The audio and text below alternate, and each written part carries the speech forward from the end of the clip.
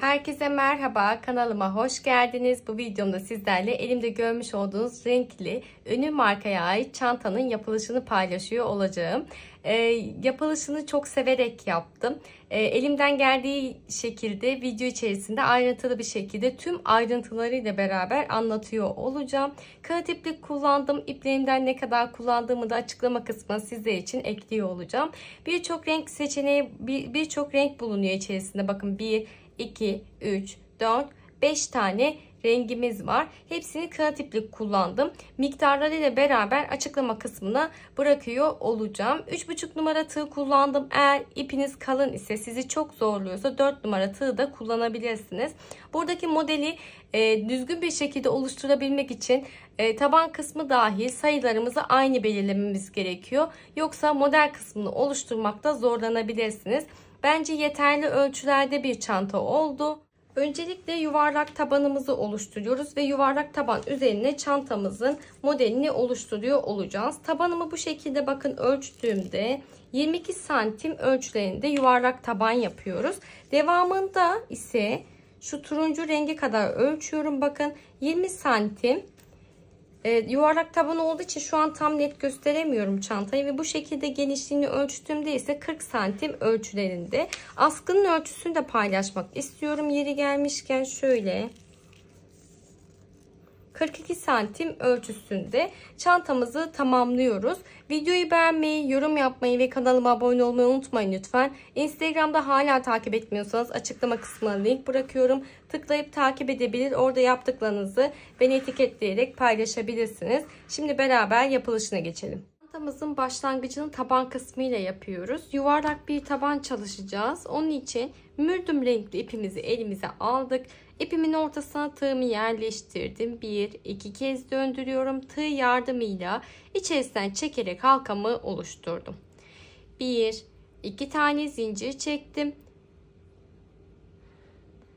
Halkanın içerisinden tığımı geçiriyorum. İpimi tek seferde çekerek bir tane sık iğnemi yaptım. Zincirle beraber 2 tane sık iğne yapmış olduk. 3, 4, 5, 6, 7, 8, 9, 10, 11, 12 tane sık iğnemi yapıyorum. Daha sonrasında burada önde gözüken ipimi şöyle arkaya çekip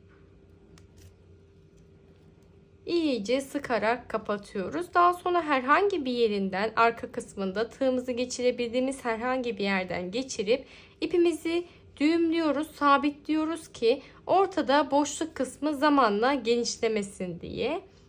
İlmeğimi tığıma taktım. Herhangi bir birleştirme yapmadan spiral bir şekilde dönerek ilerliyor olacağız. Hemen birinci boşluktan tığımı geçiriyorum. İpimi çektim. Tek seferde çekerek bir tane sık iğnemi yaptım. Ve buraya bakın, sık iğne öncesine ilmek belirleyici takıyorum ki her bir sıranın başlangıcını bu noktada yapıyor olacağız. Tekrardan sık iğne yaptım. Boşluğa dönüyorum. Bir tane daha sık iğne yaptım. 2 tane sık iğne yapmış olduk. Yandaki boşluğa geldim. 1. Tekrardan aynı boşluğa dönerek 2 tane sık iğnemi yapıyorum. Bu şekilde her boşluğa 2 tane sık iğne yaparak devam ediyorum. İlmek belirleyicimin olduğu boşluğa kadar geldim. Burası bizim son boşluğumuz. 1, 2 tane sık iğne yaparak sıramı tamamlamış oldum. Sıra sonunda saydığımızda toplamda 24 tane sık iğneye ulaşmış oluyoruz. Hemen birinci boşluktan tığımı geçirdim. Bir tane sık iğnemi yapıyorum ve bir tane sık iğne öncesindeki boşluğa ilmek belirleyicimi takıyorum. Bir tane sık iğnemi yaptım. Tekrardan aynı boşluğa dönerek bir tane daha sık iğne yapıyorum. Yani çift sık iğne ile başlangıcımızı yapıyoruz 3. sıramızın. Yandaki boşluğa geldim. Bir tane tek sık iğne. Yandaki boşluğa geldim. 1. Tekrardan aynı boşluğa dönerek 2 tane sık iğnemi yaptım. Yandaki boşluğa geldim. Bir tane tek sık iğne. Yandaki boşluğa geliyorum. 1, 2 tane sık iğne yaparak çift sık iğnemi yapıyorum. Çift tek şeklinde sıra sonuna kadar devam ediyoruz. İlmek belirleyicimin olduğu noktaya kadar geldim. Burası son boşluğumuz. Bir tane tek sık iğne yaparak sıramı tamamlıyorum. Yandaki boşluğa geldim. Bir tane daha tek sık iğne yaparak başlangıcımı yapıyorum. Son yapmış olduğum tek sık iğnenin öncesine de ilmek belirleyicimi taktım. Şimdi burada bizim 4. sıramızın başlangıcını yapıyoruz. 4. sıramızda her boşluğa bir tane sık iğne yaparak ilerleyeceğim. Oval taban yuvarlak taban çok kez çalıştığımız için çok uzun anlatmak istemiyorum. Bu sırayı 4. sıramızda tek sık iğneler yaptıktan sonra bir sıraya geldiğimizde bir tane çift, 2 tane tek, bir tane çift şeklinde devam ediyor olacağım. Bir sıraya geldiğimde yine her boşluğa bir tane tek sık iğne yapacağım ve bir sıraya geldiğimde ise bir tane çift, 3 tane tek şeklinde devam edeceğim. Bunun ayrıntılı bir şekilde anlatmış olduğum videosu var. Yeni başlayanlar için veya takıldığınız bir nokta olursa izlemek isterseniz açıklama kısmına linkini bırakıyor olacağım. Tıklayıp izleyebilirsiniz. Ben şimdi istediğim boyuta ulaşana kadar yuvarlak tabanıma devam ediyorum. Taban için yeterli uzunluğa ulaştım. 18 sıra boyunca gittim. Son 18. sıramda bir tane çift 8 tek yaparak sıramı tamamladım. İlmek belirleyicimin olduğu noktaya kadar geldim. Şimdi burada ölçümü de sizlerle paylaşmak istiyorum. Bakın 21 santim ölçüsünde taban kısmını tamamlamış olduk. Burada taban kısmının gövde kısmına geçişini yapmadan öncelikle güzel bir ütüleme yaptım ki bakın bu şekilde düzgün bir taban elde edebilelim. Diğer türlü daha sonrasında ütüleme işlemi yapmamız zorlaşıyor. Gövde kısmına geçiş yaptıkça bir bütün halinde ilerliyor olacağız çünkü. Şimdi burada sıramızı tamamladıktan sonra taban kısmında sık iğne yaparak ilerledik ama gövde kısmında yarım trabzanlar yaparak ilerleyeceğim. Tığım üzerine ipimi bir kez alıyorum. Birinci boşluktan tığımı geçirdim. İpimi çektim. 3 tane ilmeğim var. Hepsini tek seferde çekerek yarım trabzanımı yaptım. Tığım üzerine ipimi bir kez aldım. Yandaki boşluktan tığımı geçiriyorum. İpimi tek seferde çekerek yarım trabzanımı yaptım. Tığım üzerine ipimi bir kez aldım. Yandaki boşluğa geldim. İpimi tek seferde çekerek yarım trabzanımı yapıyorum. Bu şekilde herhangi bir arttırma yapmadan her boşluğa bir tane yarım trabzan yaparak başlangıç noktama kadar devam ediyorum. Bir sıra boyunca giderek sıra sonuna kadar geldim. Şimdi renk değişikliğine gittim. Hemen dibinden bir düğümleme yaparak rengimi değiştirdim. Burada içerisinde ip yürütme yaparak ilerleyeceğim. Modeli incelediğimde farklı bir renkte ip yürütme yapılmıştı. Ama ben çok belirgin olsun istemediğim için aynı renkte yaparak geçişimi sağlıyor olacağım. 2 kat ipimi yaptım. Bakın şöyle arkadan yerleştirdim. Buradan sonrasında yarım trabzanlar yaparak ilerleyeceğim. Tığım üzerine ipimi bir kez aldım. Hemen birinci boşluktan tığımı geçiriyorum. İpimi çektim. Tek seferde çekerek yarım trabzanımı yaptım. İpini de iç kısımda bıraktım. Bakın bu 2 kat yapmış olduğum ipimi iç kısımda bıraktım. Tığım üzerine ipimi bir kez aldım. Yandaki boşluktan tığımı geçiriyorum. İpimi çektim. Tek seferde çekerek yarım trabzanımı yaptım. Bu şekilde 11 tane yarım trabzan yapıyorum. 3 4 5 6 7 8 9 10 ve 11 kez yarım trabzanımı yaptım. Daha sonra diğer boşluğuma geldiğimde tekrardan aynı boşluğa dönerek 2 tane yarım trabzan yapıyorum. Yani burada çift yarım trabzan yaparak arttırmamı yapmış oldum. Bu şekilde 11 tane yarım trabzan, bir tane arttırma yaparak başlangıç noktama kadar devam ediyorum. Sıra sonuna kadar geldim. Son 11 tane tek yarım trabzanımı yaptım ve en son boşluğuma bir tekrardan aynı boşluğa dönerek 2 tane yarım trabzan yaparak son arttırmamı yapmış oldum. Sıra sonunda saydığımda toplamda 130 adet yarım trabzana ulaşmış olduk. Burada sayı önemli. Sayarak arttırmalar yapıp siz de 130 tane yarım trabzana ulaşmanız gerekiyor. Şimdi devamında burası bizim bir üst sıranın başlangıç noktamız. Devamında her boşluğa bir tane yarım trabzan yaparak ilerleyeceğim. Herhangi bir arttırma yapmıyoruz. Sadece bu sıramızda eşit ilmek sayısına ulaşabilmek için arttırma yapmıştık. Her boşluğa bir tane yarım trabzan yaparak başlangıç noktama kadar devam ediyorum. Başlangıç noktama kadar geldim. Sıra sonunda yapmış olduğum çift yarım trabzanın tepesine bir tane yarım trabzan yaptım. Şimdi yandaki boşluğumuzdan farklı bir renk ile devam ediyor olacağız. Hemen şöyle açık rengimi dibinden düğümlüyorum. Ve bu son düz sıramız. Devamında artık modelimizi kuruyor olacağız. Şöyle düğümledim. Diğer rengimi kesiyorum. Bu sırada sadece sık iğneler yaparak ilerliyoruz. Yandaki boşluktan tığımı geçirdim ve arada ip yürütme yapmıyorum. Sadece tek ip halinde. Ama buradaki yeşilde 2 sıra boyunca ip yürütme yapmıştık.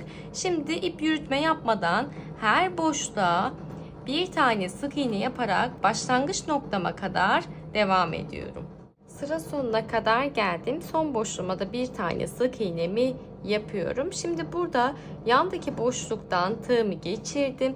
İpimi çektim ve ilmeğimi içerisinden geçirerek ilmek yürütmemi yapıp sıramı tamamlıyorum. 2 tane zincir çekip ipimizi kesiyoruz bu noktada. Şimdi fark ettiyseniz arada bu şekilde minik minik ipler bağlayarak bir şablon oluşturdum. Burada şu şekilde yapacağız. Başlangıçta ilmek yürütme yapıp ve ipimi kopartmış olduğum noktadan hemen yanındaki boşluktan itibaren saydım.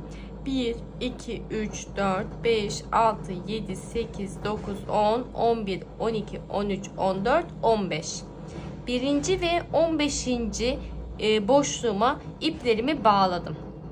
Daha sonrasında 15. boşluğumu saymadan aradaki boşluğu sayıyorum. Bakın 1, 2, 3, 4, 5, 6, 7. 7 tane boşluk bıraktım orta kısmında. Daha sonrasında 7'nin yanındaki birinci boşluğuma bir tane ipimi bağladım ve buradan itibaren yine saydım. 1, 2, 3, 4, 5, 6, 7, 8, 9, 10, 11, 12, 13, 14, 15. 15. boşluğuma ve birinci boşluğuma yine ipimi bağladım. Daha sonrasında yanında 7 tane boşluk bıraktım ve devamında birinci boşluğuma tekrardan bir ilmek belirleyici bağlıyorum. 17 tane boşluk sayıyorum ve 17. boşluğuma da bağlıyorum. Bu şekilde sıra sonuna kadar devam ettim. Bunlar benim belirlemiş olduğum sayılar.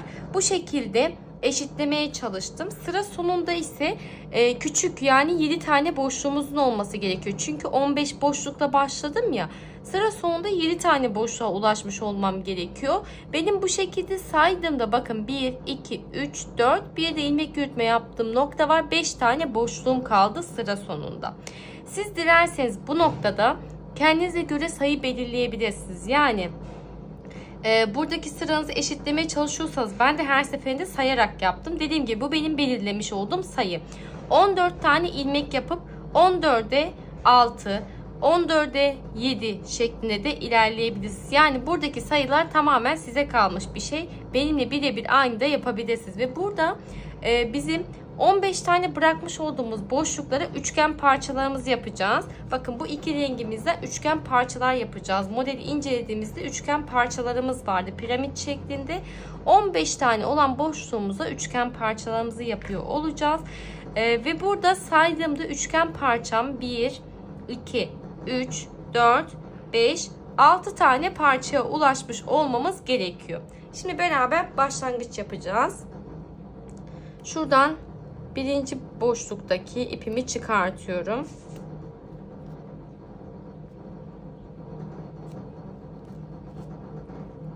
Ve turuncu rengimle başlangıcımı yapacağım. İpimi bulamadım. Bir tane zincirimi çektim. Hemen bakın birinci boşluğumun içerisinden tığımı geçiriyorum. İpimi çekip tek seferde çekerek sık iğnemi yaptım. Yandaki boşluğa geldim. Bir tane zincirimi çekerek başlangıcımı yapıyorum. Birinci boşluğumdayım. Birinci boşluğum, bakın burada şöyle önemli bir noktamız var. Bunlar birazcık böyle açık rengimiz öne doğru gelsin istediğim için şu birinci boşluğumun arkasındaki, bakın bu arka kısımlarda olan ilmeklerim var. Şöyle bakın bir şeklinde. Bu arkadaki ilmeğimden, şöyle iç kısımdaki ilmeğimden daha doğrusu tığımı geçiriyorum. İpimi çekip tek seferde çekerek birinci sık iğnemi yaptım. Bakın önde bu şekilde duruyor görüntüsü. Daha sonra bakın direkt boşluktan değil, yani şöyle boşluktan değil, arka daldan, bakın iç kısımda olan daldan tığımı geçirdim. İpimi çekiyorum. 2 arka daldan tığımı geçirdim. İpimi çektim. 3. sık iğnemi yaptım. Bakın yine arka daldan tığımı geçiriyorum.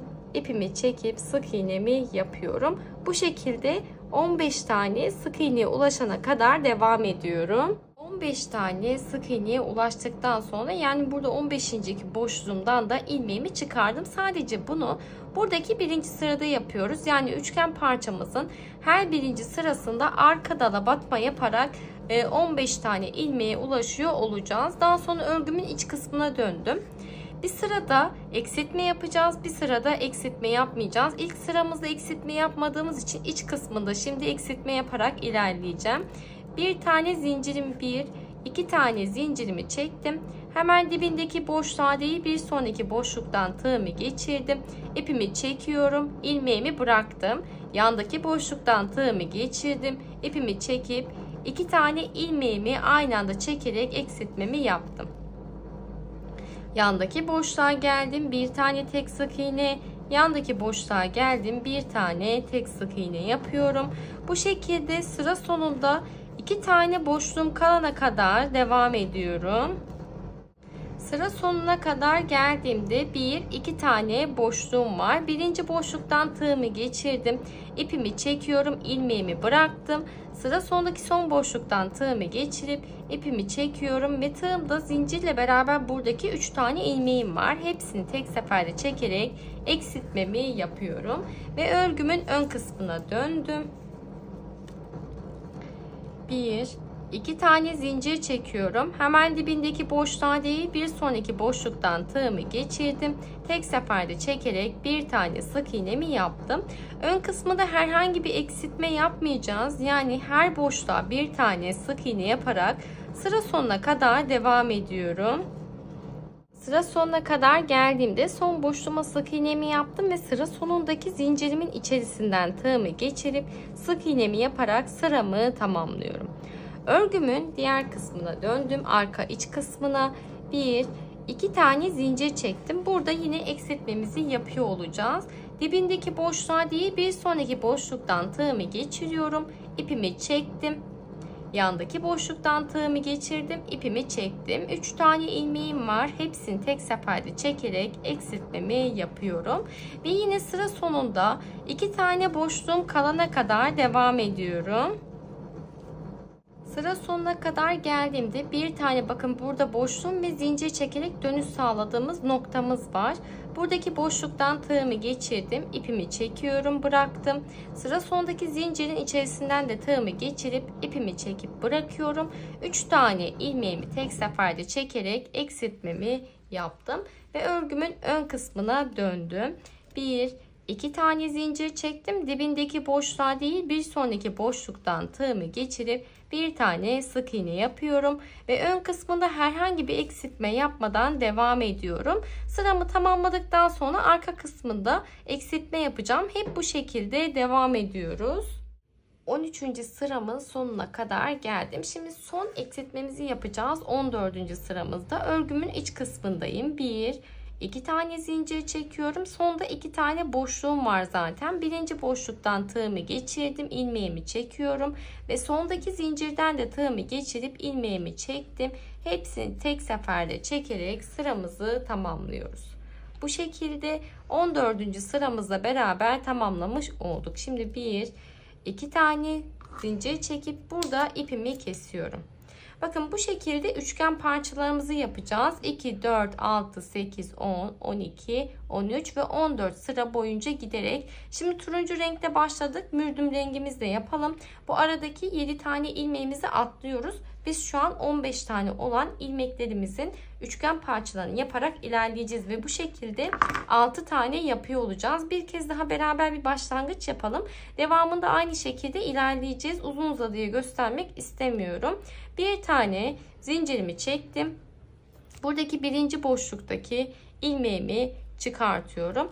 Biz ne yapıyorduk? Bunun arka dalından batma işlemi yaparak başlangıcımızı yapıyorduk. Hemen şöyle arkadaki ipimden bakın tığımı geçirdim.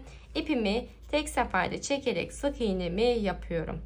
Yandaki boşluğun arka dalına geldim. Tek seferde çekerek sık iğnemi yaptım. Sıra sonuna kadar bu şekilde arka dala batarak devam ediyorum. 15. boşluğumdaki ipimi de çıkartıyorum ve arka daldan tığımı geçirip 15. sık iğnemi yapıyorum. İkinci üçgenimize bu şekilde başlamış olduk. Elimizi ara ara yapısını düzeltmeye yaparak ilerleyelim. Örgümün arka kısmına döndüğümde 2 tane zincirimi çektim. Dibindeki boşluğa değil bir sonraki boşluktan tığımı geçiriyorum. İpimi çektim. Yandaki boşluktan tığımı geçirip ipimi çektim ve 2 ilmeğimi aynı anda çekerek eksiltmemi yaptım. Aynı şekilde ilerleyeceğiz. Arka kısımlarında birer tane, bir tane sağda bir tane solda eksiltme yapıyorum. Ön kısmında herhangi bir eksiltme yapmıyorum. Bu şekilde 14 sıra boyunca devam edip son eksiltmeme kadar ilerleyeceğim. Buradaki parçam bittikten sonra diğer 15 tane ilmeğimin olduğu parçamın başlangıcını yapacağım. Toplamda söylediğim gibi 6 tane üçgen parçamı tamamlayıp geliyorum. Sıramı tamamladım geldim. Toplamda bakın bahsettiğim gibi 2, 4, 6 tane üçgen parçaya ulaşmış oldum. Aradaki boşluk kısımlarım da aynı şekilde duruyor.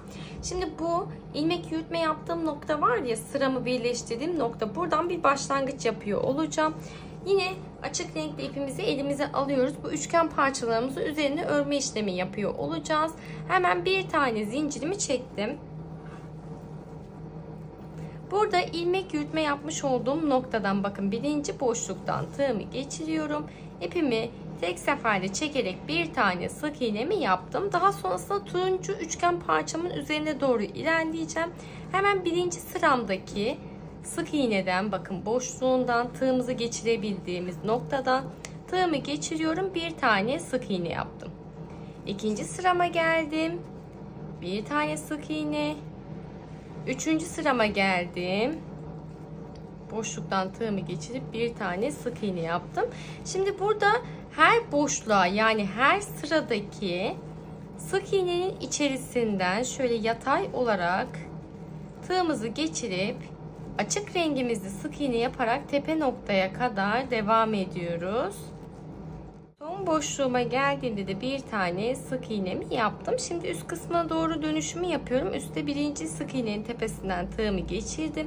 Bir tane sık iğnemi yapıyorum. Yandaki de zincirin içerisinden tığımı geçirip 2 tane sık iğnemi yaparak tepe kısmından dönüşümü sağlamış oldum. Yine birinci boşluktan burada bakın birinci boşluğa batma işlemi yaptığım için burada da hemen birinci boşluktan tekrar tığımı geçirip sık iğnemi yaparak başlangıcımı yapıyorum. Devamında yine her sırada bir tane sık iğne yaparak buradaki noktaya kadar devam ediyorum.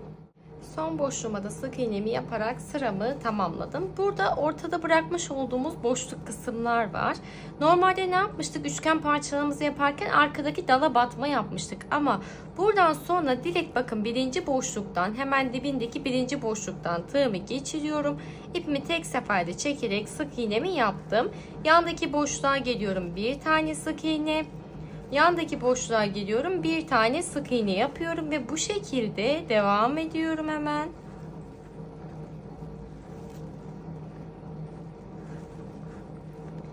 Buradaki son boşluğuma da bir tane sık iğne yaparak ara kısımdaki boşluğumuzu tamamlamış olduk. Şimdi diğer üçgen parçama geldim. Aynı şekilde ilerleyerek yan kısımlarda sık iğne yapıyorum. Daha sonrasında bu kısımda bitirdikten sonra boşluğu devam ediyorum. Buradaki üçgen parçama geliyorum. Üzerine devam ediyorum. Bu şekilde buradaki başlangıç noktama kadar devam ediyorum. Şimdi sıra sonuna kadar geldim. Sondaki aradaki boşluğumuz diğer boşluklara göre bir tık daha küçüktü biliyorsunuz. 7 tane sık iğne varken burada 5 tane sık iğnemiz vardı. O yüzden devamında ben eşit bir uzunluğa ulaşabilmek için eksiltmeler yapacağımız için sırasıyla o yüzden buradaki sık iğne sayısını eşitlemek istiyorum. Bakın baktığımda 4 tane var şu anda. 4. boşluğuma tekrardan döndüm. Bir tane daha sık iğne yapıyorum. Çift sık iğne yaptım. Bakın 4. boşluğuma 5 oldu. En sondaki boşluğumuza geldim. 6 ve bir de burada başlangıçta yapmış olduğum sık iğnem var. 7 tane sık iğneye ulaşmış oldum. Bakın birinci sık iğnenin tepesinden tığımı geçiriyorum. İpimi çekip ilmek yürütmemi yaparak sıramı kapattım. Sadece bir tane arttırma yaparak 7 tane sık iğneye ulaşmış oldum. Çünkü bundan sonraki sırada her seferinde bir tane sağda bir tane solda boşluk atlayarak eksiltme yapacağız ve bu üçgen şeklinin doğru bir şekilde ilerleyebilmesi için bu şekilde yapmamız gerekti. Eğer sizin burada 7 tane boşluğunuz var ise herhangi bir arttırma yapmamalısınız. Ben diğer kısımlardaki boşluk sayımı eşitleyebilmek için yaptım. Şimdi burada lacivert rengime geçiş yapıyorum. Hemen şöyle dibinden düğümledim ve açık renkli ipimi kestim. 2 sıra boyunca lacivert renkte ilerleme yapacağım. Şöyle bir tane zincirimi çekiyorum.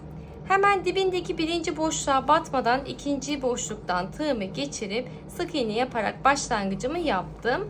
Bakın birinci boşluğa herhangi bir batma işlemi yapmadan ikinci boşluktan başladım ve devamında her boşluğa bir tane sık iğne yaparak ilerliyorum. Şu kısma kadar devam edelim. Burada daha net göstereceğim. Şimdi sıra sonuna kadar geldim. Sondaki boşluğuma da bir tane sık iğnemi yapıyorum. Buradaki üçgen parçamızı yine aynı şekilde sık iğneler yapmaya devam ediyoruz. Bu ortada 7 tane sık iğne olan kısımda birer tane eksiltme yapıyor olacağız. Burada birinci boşluğumu atlıyorum. İkinci boşluktan tığımı geçirdim. Bir tane sık iğnemi yaptım. Devam ettim. Bakın 2, 3, 4, 5 tane sık iğne yapıyorum. Orta kısımda sondaki bir tane boşluğumu atlıyorum. Bakın buradaki bir boşluğumu atlayıp üçgen parçamın tepesine doğru sık iğneler yapmaya başlıyorum. Bir alt sırada burada 7 tane sık iğne vardı. Şu an 5 tane sık iğneye ulaşmış olduk. Bir kez daha göstermek istiyorum bu noktayı. Şuradaki kısma kadar sık iğneler yaparak devam ediyorum. Sıra sonuna kadar geldim. Burada birinci boşluğumu atlıyorum. İkinci boşluktan tığımı geçirip sık iğnemi yaptım. Devam ettim. 1, 2, 3, 4 ve 5 tane sık iğnemi yapıyorum. Sondaki boşluğumu atlayıp diğer boşluktan üçgen kısma doğru dönüşümü sağlıyorum. Şimdi bakın bu aradaki eksiltmeleri yapmazsak çantamızın gövde kısmında toparlanma olmaz. O yüzden arada 5 tane sık iğne yapıyoruz. Bu şekilde sıra sonuna kadar devam ediyorum. Son boşluğumda da 5 tane sık iğneye ulaşarak sıramı tamamladım. Şimdi bu noktada başlangıç noktama geldim. Normalde ne yapıyorduk? İlmek yürütme yaparak bir sıranın başlangıcını yapıyorduk. Ama modelimiz bir bütün halinde ilerlesin istediğim için bu sefer ilmek yürütme yapmadan geçişimi sağlıyor olacağım. Hemen birinci boşluktan tığımı geçiriyorum. İpimi tek seferde çekerek bir tane sık iğnemi yapıp bir sıranın başlangıcını yapıyorum.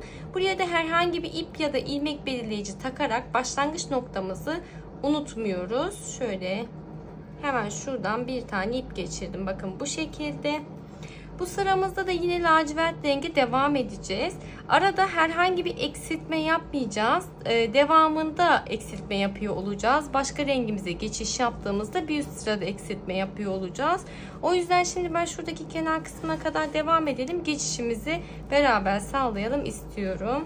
Üçgen parçamın sonuna kadar geldim. Normalde burada bir tane boşluk atlıyorduk ama şimdi herhangi bir boşluk atlamadan direkt bakın her boşluğa bir tane sık iğne yaparak geçişime devam ediyorum.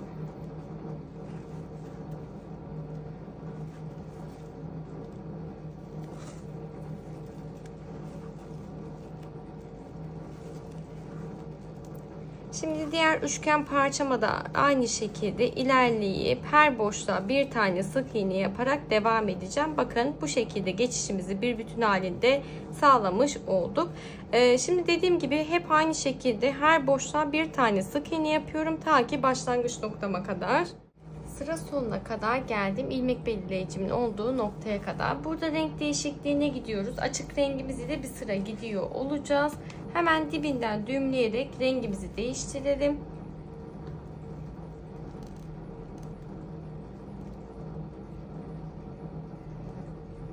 Sıkı bir şekilde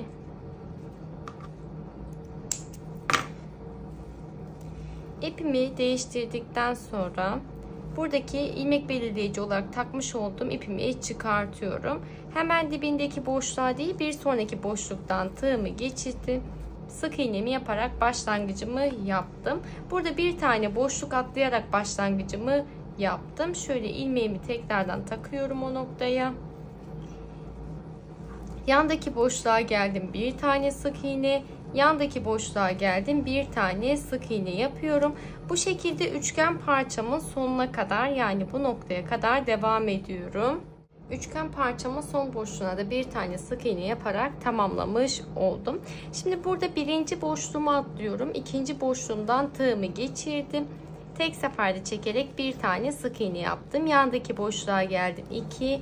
Yandaki boşluğa geldim, 3 tane sık iğnemi yaptım. Bir alt sırada 5 tane yapmıştık hatırlarsanız. Şimdi 3 tane orta kısmına sık iğnemi yaptıktan sonra bir tane boşluk atlıyorum. Diğer boşluktan tığımı geçirip sık iğnemi yaparak üçgen parçama doğru dönüşümü sağlamış oldum. Bu sıramızda da orta kısmına sadece 3 tane sık iğne yaparak geçiş sağlıyoruz. Ve bu şekilde sıra sonuna kadar devam ediyorum.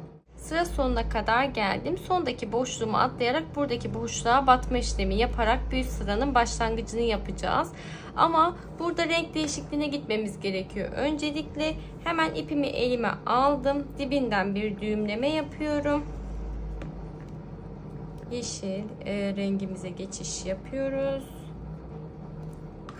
Açık rengimi kestim. Ortada yine 3 tane sık iğne yapmıştım sıra sonunda. Bir boşluk atlayıp diğer boşluktan tığımı geçirip sık iğnemi yaptım. Buraya tekrardan ipimizi takalım. Rengimiz de farklı olduğu için ip takmasanız da olur ama yine de takarsanız daha iyi olur. Şimdi bir tane sık iğne yaparak bir üst sıranın başlangıcını yaptım. Devamında her boşluğa bir tane sık iğne yaparak buradaki noktaya kadar ilerliyorum. Orta kısma kadar geldim. Ortada bizim 3 tane sık iğnemiz vardı. Burada ne yapacağım? Bir tane atlıyorum. Tam ortadaki sık iğneyi boşluktan tığımı geçirip bir tane sık iğnemi yaptım. Bir boşluk atlayıp diğer boşluğa geçişimi sağlayarak sık iğnemi yaptım. Yani bu sıramızda sadece ortaya bir tane sık iğne yaparak sıra sonuna kadar devam ediyoruz. Sıra sonuna kadar geldim. Ortada bir tane sık iğnemi yaptım ve buradaki ipimi çıkartıyorum. Bir sırada da aynı renkte devam edeceğimiz için hemen birinci boşluktan şöyle tığımı geçirip bir tane sık iğne yaparak bir sıranın başlangıcını yapmış oldum. Tekrardan ipimi çekiyorum. Yandaki boşluğa geldim. Bir tane sık iğne. Yandaki boşluğa geldim. Bir tane sık iğne yaparak buradaki boşluk kısmına kadar devam ediyorum. Orta boşluk kısmına geldiğinde bir alt sıramızda bir tane sık iğne yapmıştık. Hem sağında hem solunda birer tane boşluğumuz var. Burada herhangi bir boşluğa batma işlemi yapmadan direkt bakın 1-2 boşluğumu atlayıp karşı tarafa geçişimi sağlıyorum. Sıkı bir şekilde ve devamında yine her boşluğa bir tane sık iğne yaparak ilerliyorum. Buradaki boşluk kısmında geçişimi göstermek istiyorum. Bahsettiğim gibi orta boşluk kısmına kadar geldim. Yine bakın bu şekilde baktığımızda hem sağda hem solda bir tane ortaya yapmış olduğumuz sık iğnenin hem sağda hem solunda bir tane boşluğumuz var. Bu iki boşluğumuzda da herhangi bir batma işlemi yapmadan direkt 3. boşluktan tığımı geçiriyorum. İpimi tek seferde çekerek sık iğnemi yapıyorum ve bu şekilde geçişimi sağladıktan sonra her boşluğa bir tane sık iğne yaparak devam ediyorum. Hep bu şekilde sıra sonuna kadar devam edip geliyorum. Sıra sonuna kadar geldim. Yine ortada bakın 2 tane boşluğum var. Burada hemen atlama yapmadan renk değişikliğine gitmem gerekiyor. Çünkü bir üst sırada farklı renkli devam ediyor olacağım. Yine açık rengimizi düğümlüyoruz hemen dibinden. Şöyle sıkı bir şekilde. Daha sonra diğer rengimi kesiyorum. Ve burada bakın aynı şekilde ortada bir taneyi bırakıyorum. Hem sağda hem soldaki boşluğu atlayıp diğer boşluktan tığımı geçirerek bir üst sıranın başlangıcını yaptım. Sık iğnemi yaparak yandaki boşluğa geldim. Bir tane sık iğne. Yandaki boşluğa geldim. Bir tane sık iğne yaptım ve bu şekilde buradaki noktaya kadar her boşluğa bir tane sık iğne yapmaya devam ediyorum. Şimdi tam orta kısmına kadar geldim. Burası bizim atlayarak yapmış olduğumuz boşluğumuz. Bakın tam orta kısmında. Bunun sağındaki boşluğa bir tane sık iğnemi yaptım. Buradaki boşluğumu atlıyorum. Tam ortadaki bir tane boşluğumu atlayıp diğer tarafa geçişimi sağlıyorum. Ve devamında yine her boşluğa bir tane sık iğne yaparak devam ediyorum. Sadece ortada bir tane olan boşluğumuzda atlama yapıyoruz ve bu şekilde sıramızı tamamlayıp geliyoruz. Sıra sonuna kadar geldim. Bakın burada da bir tane boşluğum var. Yandaki boşluktan tığımı geçirdim. İpimi çekip ilmeğimi içerisinden geçirerek artık sıramızı tamamlamış olduk ve ipimi kesiyorum bu noktada. Sıra geldi buradaki üçgen parçalarımızı bu şekilde doldurmaya. Daha sonrasında tamamlıyor olacağız. Ben tam anlamıyla modeli çıkartabilmek adına tüm bakın üçgen parçalarımı doldurdum. Bir tanesini beraber yapıyor olacağız. Ayrıntılı bir şekilde bahsediyor olacağım video içerisinde. Hemen bir tane zincir çekerek başlangıcımı yaptım. Buradaki boşluğumuzu nasıl yapıyoruz? Bir tane tam orta kısmında boşluğumuz var. Bir tane sağda, bir tane solda, yani 3 tane boşluğumuz var. Burada direkt boşluktan değil de arka daldan tığımı geçiriyorum. Bir tane sık iğnemi yaptım. Yandaki boşluğun arka dalına geldim. 2, yandaki boşluğun arka dalına geldim. 3 tane sık iğnemi yaptım yan yana. Şimdi burası birinci sıramız olduğu için ilmeğimi bırakıyorum. Hemen yanındaki bakın boşluğun arka dalından tığımı geçirdim. İpimi içerisinden çekip arkaya çekmiş oldum. 1, 2 tane zincir çektim. Hemen dibindeki boşluktan tamamen tığımı geçiriyorum ve bir tane sık iğnemi yaptım. Yandaki boşluğa geldim. Bir tane sık iğne. Sondaki boşluğa geldim, bir tane sık iğne ve zincirle beraber burada 4 tane sık iğneye ulaşmış olduk. İlmeğimi bıraktım. Örgümün ön kısmına dönüyorum. Şimdi burada bakın hemen başlangıcımın üstündeki bir tane boşluğumu atlıyorum. İkinci boşluğumun arka dalından tığımı geçirdim ve ilmeğimi tığıma takıyorum. Arkadan ön kısmına doğru geçirdim. 1, 2 tane zincir çektim.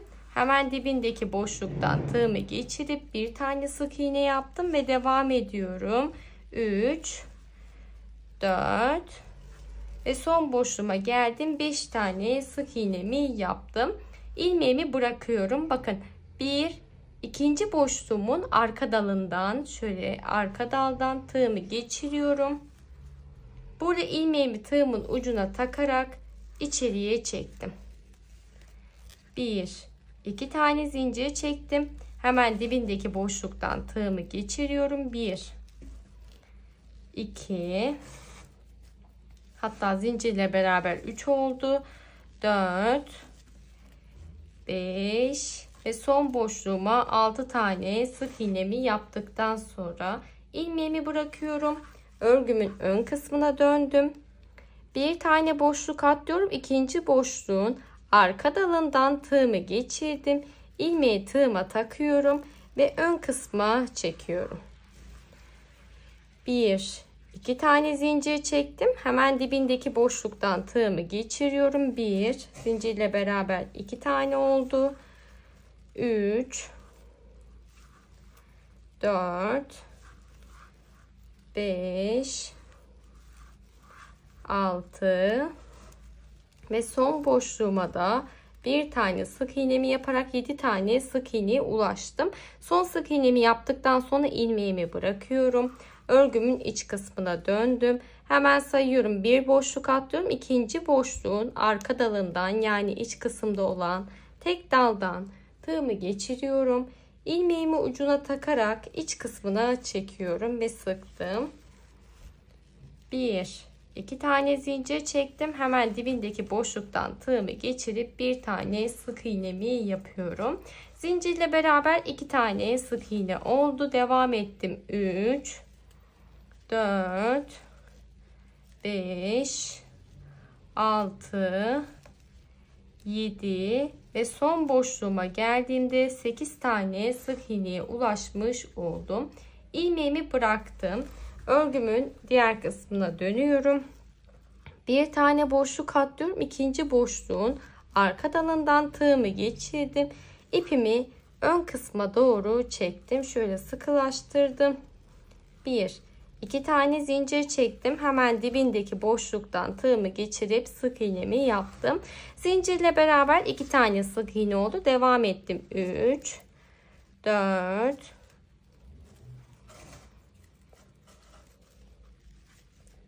5 6 7 8 ve 9 tane sık iğneye ulaşmış oldum. Sıra sonunda ilmeğimi bıraktım.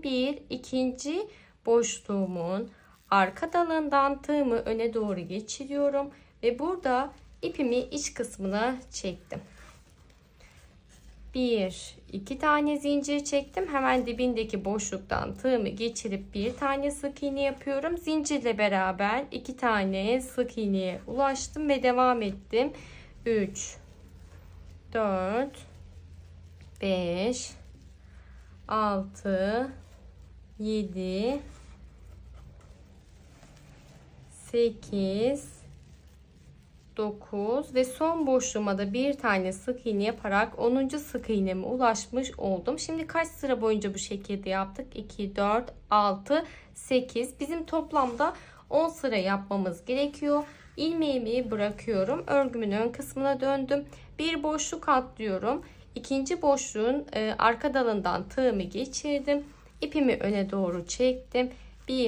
2 tane zincir çekiyorum. Hemen dibindeki boşluktan tığımı geçirip bir tane sık iğnemi yaptım. Zincirle beraber 2 3 4 5 6 7 8 9 10 ve son boşluğuma da bir tane sık iğne yaparak 11 tane sık iğneye ulaşmış oldum. İlmeğimi yine bırakıyorum. İkinci boşluğumdan tığımı geçirdim.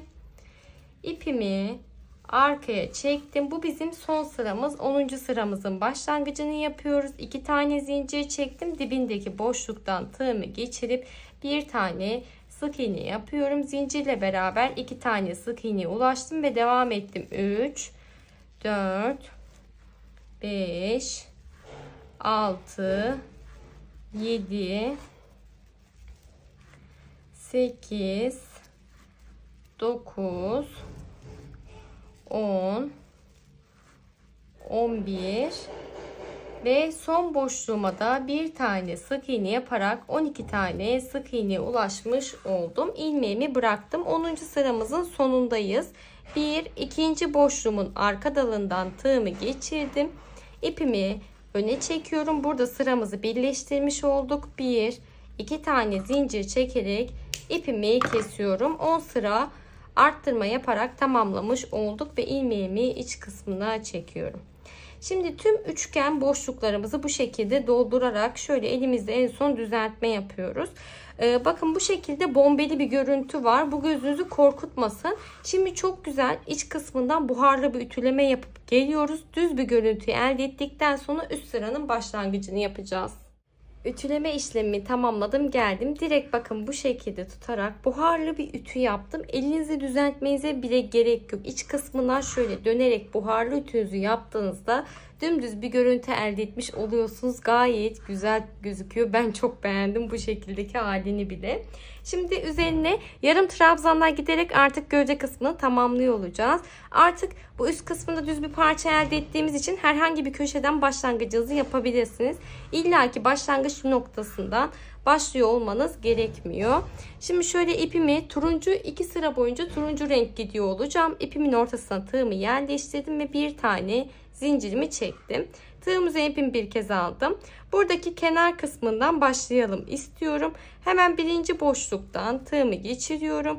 İpimi tek seferde çekerek yarım trabzanımı yaptım. Yandaki boşluğa geldim. İpimi tek seferde çekerek yarım trabzan yapıyorum. Yandaki boşluğa gelip bir tane yarım trabzanımı yapıyorum ve bu şekilde devam ettim. Burada üçgen parçamın diğer renkli geçişine geldiğimde ise hemen birinci boşluktan tığımı geçirip yine yarım trabzanı yapıyorum. Yani burada herhangi farklı bir şey yapmıyoruz geçişlerimizde.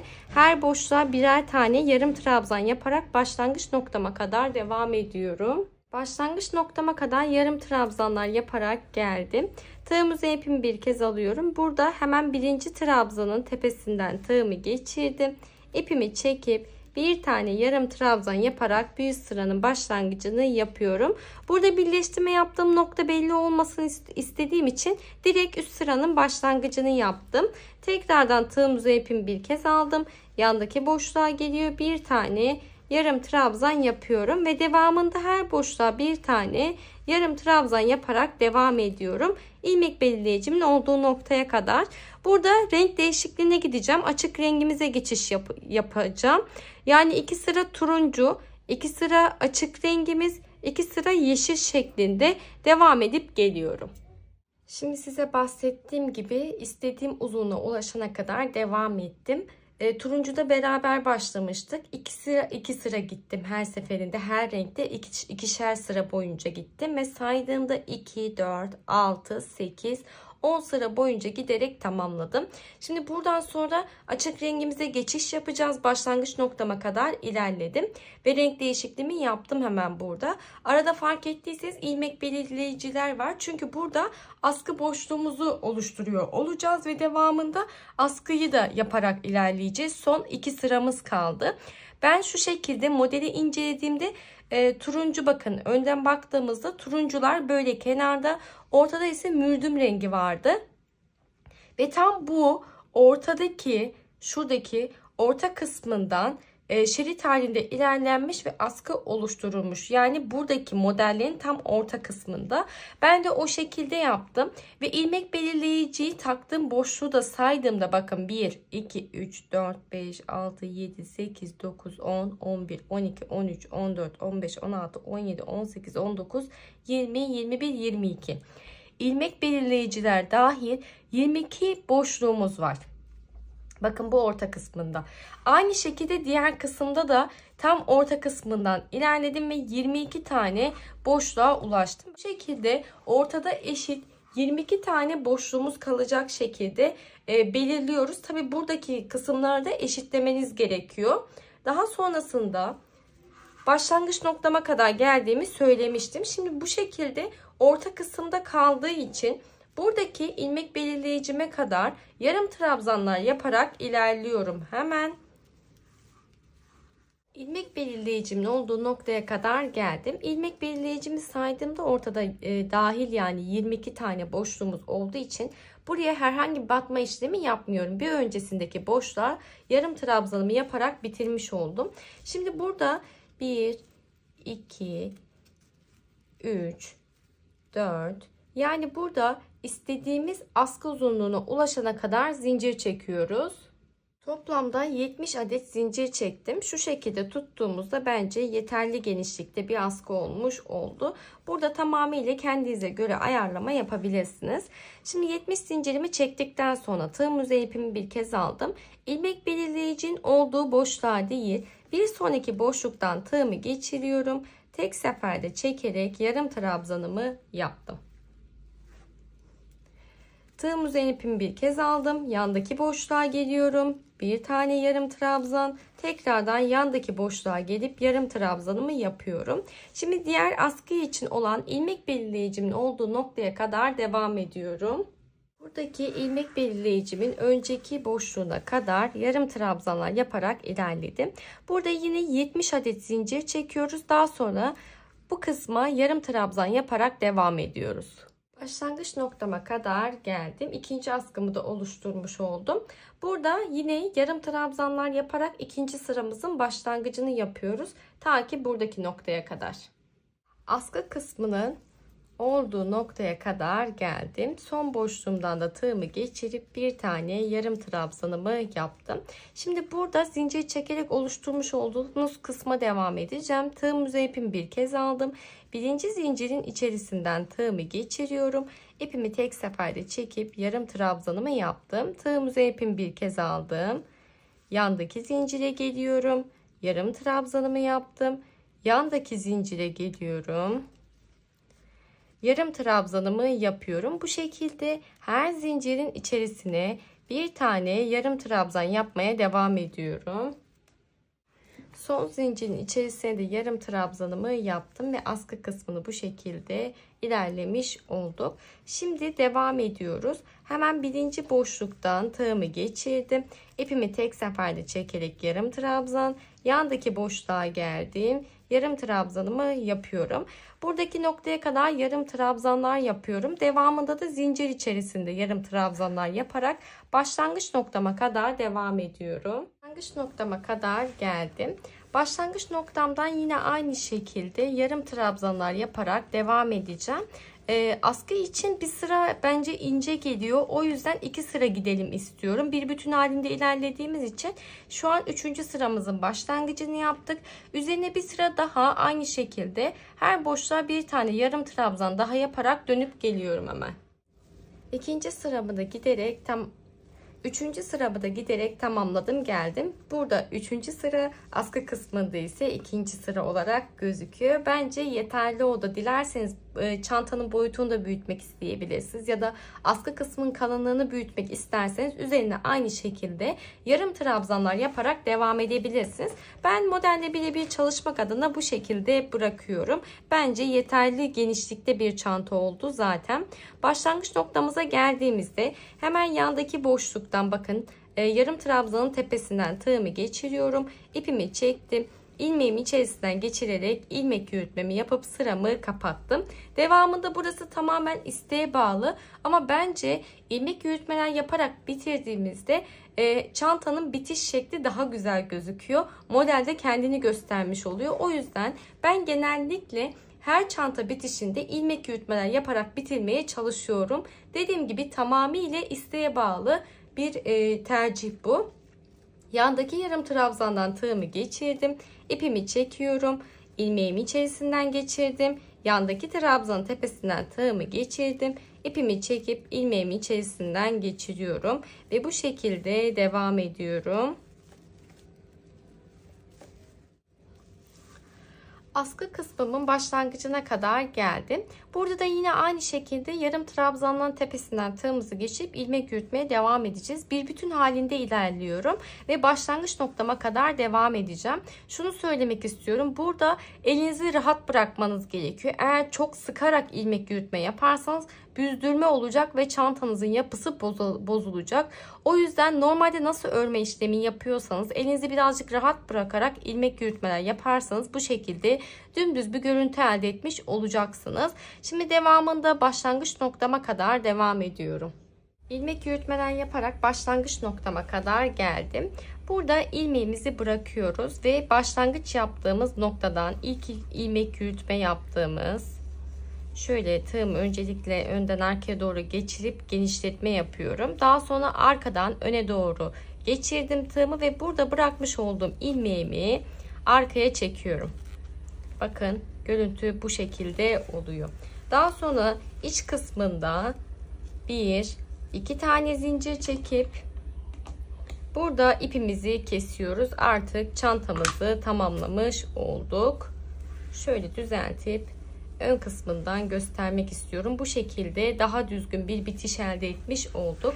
Çantamızı tamamladıktan sonra direkt iç kısmından şu şekilde ütüyü tutarak bir ütüleme yapıyoruz ve bu kısımları daha düzgün bir görüntü elde ediyoruz. Ütülemekten korkmayın, yapısı inanılmaz daha güzel gözüküyor. Mutlaka iç kısmından şöyle ben bakın ütüyü yerleştiriyorum, dönerek bir ütüleme yapıp çantamı tamamlayacağım. Astarlama yapmayacağım. Modelde de kese kullanılmıştı. Aynı şekilde içerisine kese dikerek yerleştirmeyi düşünüyorum.